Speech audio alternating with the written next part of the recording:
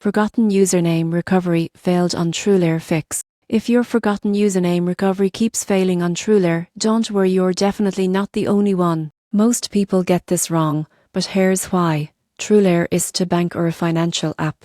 It's a platform that securely connects your banking data to other services. That means your login credentials are never stored by TrueLayer itself, which is why username recovery often fails when attempted directly. So how do you fix it? The first step is to identify which app or service uses TrueLayer to access your banking data. It could be a budgeting app, an investment platform, or even a loan verification tool. Once you remember which one it is, go to that platform's official website or app and select Forgot Username. That's where your actual login credentials are managed. If you're unsure which app is connected, check your inbox for past emails mentioning TrueLayer. These messages often include the name of the financial app that initiated the connection. Once you know which service it is, you can recover your username through them directly.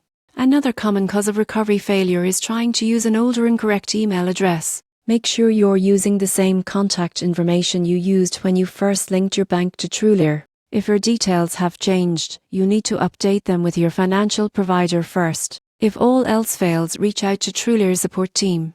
They can't reset your username, but they can confirm which partner app holds your login. From there, recovery is straightforward. So remember, if your forgotten username recovery fail on TrueLayer, it's not a glitch, it's simply a sign that you're trying to recover credentials from the wrong place. Once you go through the original app or bank that uses TrueLayer, your access will be restored quickly and securely.